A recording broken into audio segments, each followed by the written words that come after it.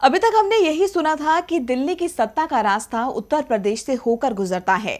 इसलिए कांग्रेस से लेकर बीजेपी और तमाम क्षेत्रीय दल यहां एड़ी चोटी का जोर लगा रहे हैं, क्योंकि यहां लोकसभा की 80 सीटें हैं जिस पर सभी की नजरें टिकी हैं। लेकिन आज हम आपको एक ऐसा संयोग बताने जा रहे हैं जिसके बाद आप भी यही कहेंगे कि देश की कुर्सी का कनेक्शन यूपी की 80 सीटों से नहीं बल्कि दिल्ली की 60 सीटों से जुड़ा है। इतिहास के पन्ने अपने अंदर काफी कुछ समेटे होते हैं, जिन्हें पलटकर देखें तो कई राज और संयोग सामने आते हैं। एक ऐसा ही संयोग है देश की कुर्सी और दिल्ली की 7 सीटों के कनेक्शन का। पिछले 21 साल का चुनावी इतिहास बताता है कि इन 7 सीटों की लड़ाई में जिस भी दल ने दिल्ली वालों का दिल जीता, देश की कुर्सी उसे ही मिली। इतिहास बताता है कि 1951 में जब देश में पहला चुनाव हुआ तो दिल्ली में लोकसभा की 4 सीटें थीं, जो 1967 में 7 हो गईं। मगर देश की कुर्सी और दिल्ली का असल कनेक्शन शुरू हुआ 21 साल पहले 1998 में।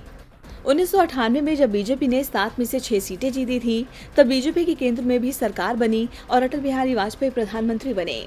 1999 में फिर से देश में चुनाव हुए। 13वीं लोकसभा के लिए हुए इस चुनाव में फिर बीजेपी ने सभी 7 सीटों को जीता और केंद्र में अटल बिहारी वाजपेयी की फिर सरकार बनी।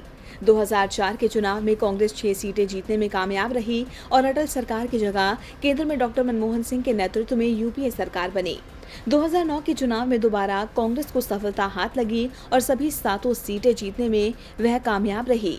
इसी के साथ केंद्र में भी यूपीए 2 की सरकार बनी। 2014 में दिल्ली के मतदाताओं ने अपना मूड बदला और सभी 7 सीटें दिल्ली की झोली में डाल दी और इस तरह केंद्र में नरेंद्र मोदी की सरकार बनी। अब 2019 में मुकाबला बीजेपी और कांग्रेस के बीच तो है ही, लेकिन आम आदमी पार्टी की एंट्री ने इस मुकाबले को और रोचक बना दिया है। दिल्ली के दंगल के लिए छठे चरण में मतदान होगा, जिसके लिए सभी दलों ने पूरा जोर लगा दिया है। लेकिन इस बार किसकी होगी जीत, कौन जीतेगा दिल्ली का दंगल और क्या फिर दोहराएगा इतिहास, ये देखना बेहद दिलचस्प होगा।